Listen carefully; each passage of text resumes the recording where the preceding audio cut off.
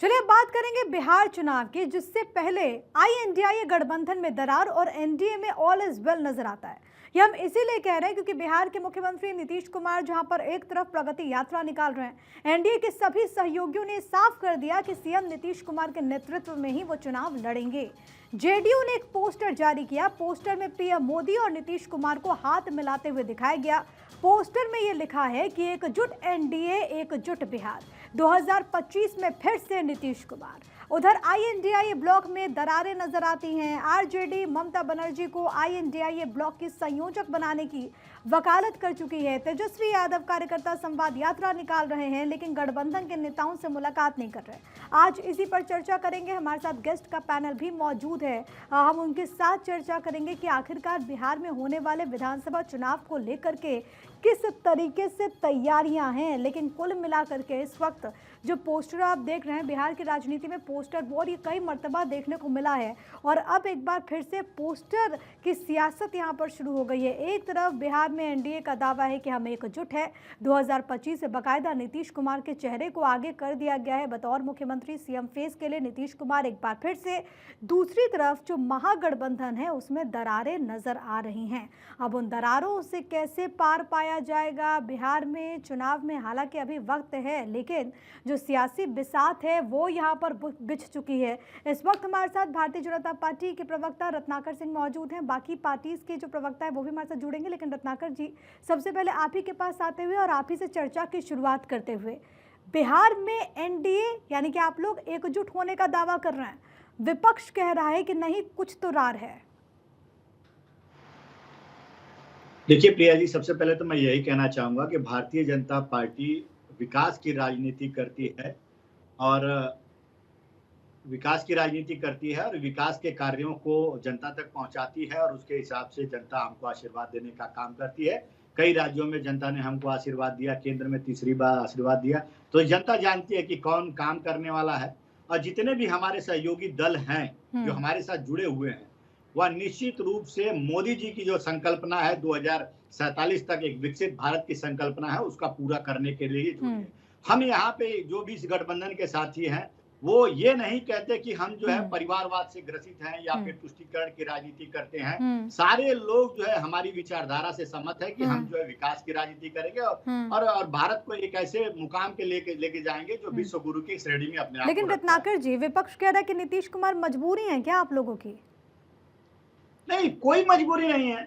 बहुत सारी जगहों पे हमने देखा है, आपने देखा है कि किस तरह से भारतीय जनता पार्टी का वहां पे सीट ज्यादा होने के बावजूद भी हम गठबंधन धर्म का निर्वहन करते हैं और मुख्यमंत्री जो है अपने से छोटे दल को बनाने का काम किया है। बहुत सारे राज्यों में हमने किया है, जिसमें एक बिहार प्रदेश भी है। लेकिन मेरा पूछना ये है विपक्षी दलों से कि विपक्षी दलों ने तो खुद कांग्रेस पार्टी को भारत से कांग्रेस मुक्त करने के लिए ठान रखा है। अब उत्तर प्रदेश का ही चुनाव ले लीजिए, उत्तर प्रदेश में 9 सीटों पे कांग्रेस को कितना सीट दी समाजवादी पार्टी? ठीक है, क्या विपक्ष में कोई बिखराव है क्या? मैं लौट रही हूँ रत्नाकर जी।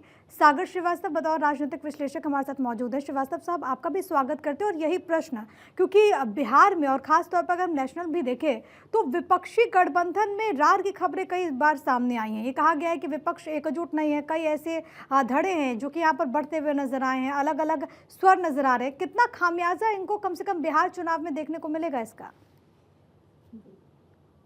बिहार चुनाव, सबसे पहले बहुत बहुत धन्यवाद। बिहार चुनाव इनके लिए एक सीधी मजबूरी है। इन्होंने पहले भी कॉम्प्रोमाइज किया है और किसी भी देश के अगर शुरुआती सुबह के अगर आप न्यूज़ को देखेंगे विभिन्न चैनलों को, तो आपको देश का तापमान पता चल जाएगा। आज के दिन की तापमान शुरू हुआ था कि चाइना ने 5th generation stealth fighter jets Pakistan को दिया। ये जियोपॉलिटिकल में आता हूँ। हमारे गृह मंत्री ने हमारे ही पहले कानून मंत्री के बारे में एक बहुत ही घनिष्ठ बयान दे दिया। ये हमारे होम मिनिस्टर पे मैं आ गया। हमारे देश का किसान उस प्रति रुष्ट है कि अब वो उसके पास कहने और सुनने को ज्यादा कुछ बचा नहीं। ये किसान आ गए। ऐसे हमारे स्पोर्ट्स पर्सन और हमारे स्पोर्ट्स पर्सन के नेतृत्व करने वाले ऐसे तमाम लोग जो आज सरकार से बेइंतहाशा नाखुश हैं।